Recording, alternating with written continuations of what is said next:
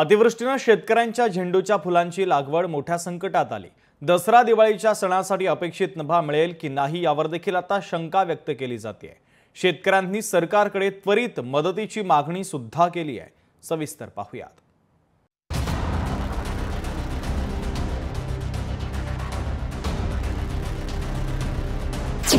अतिवृष्टी, शेतात चिखल, झेंडूच्या शेतीचं नुकसान, सणांच्या तोंडावर झेंडूच्या फुलांचं अतोनात नुकसान, फुलांच्या लागवडीसाठी केलेला खर्च वाया।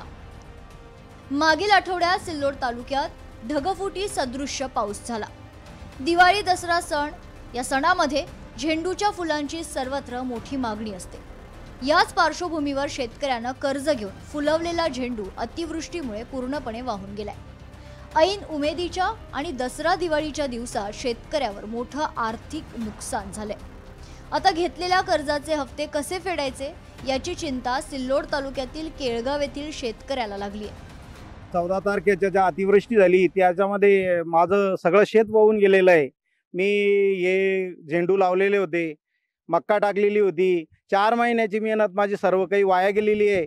आणि मला या दसरा दिवाळीच्या निमित्तानं काही जे 4 पैसे मिळणार होते ते माझ्या संसारासाठी लावणार होतो किंवा माझ्या याच्यासाठी, तर ते सर्व काही वाहून गेलं। फुलं तर आलेच नाही, पण माझ्या वावरात सगळं दगडधोंडे येऊन पडलेले। त्यासाठी मला शासनाने काहीतरी मदत करावी।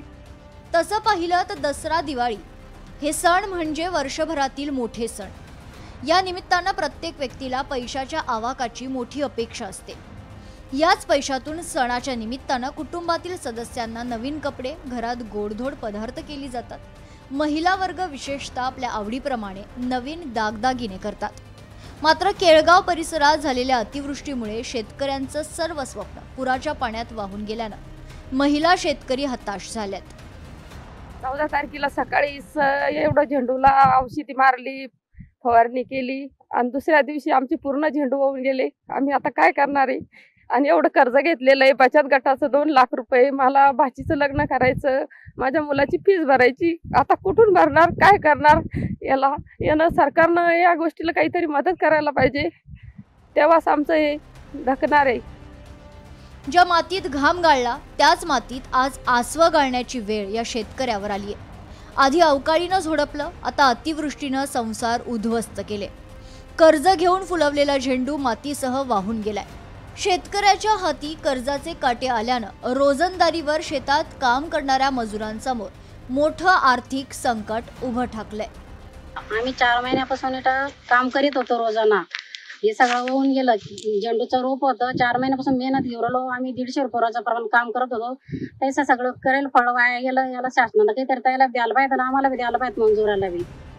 महाराष्ट्र ग्रामीण बँकेचे तब्बल 2 लाखांचं कर्ज घेऊन मेहनतीनं 2 एकरात झेंडूची शेती उभी केली होती।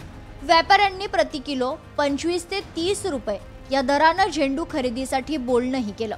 कर्जफेडीचं आणि संसार सुखी करण्याचं मोठं स्वप्न होतं, परंतु निसर्गानं दिलेल्या घावानं 2 एकरांवर पसरलेली झेंडूची झाडं मातीसह वाहून गेली।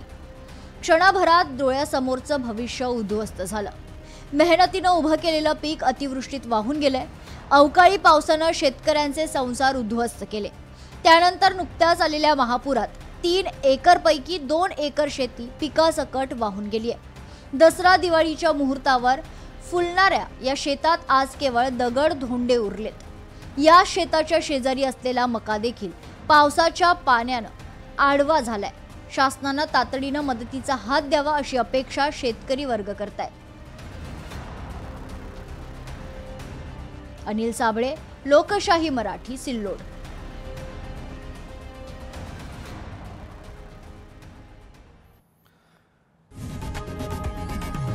लोकशाही मराठी ऐका, पहा, जागरूक रहा।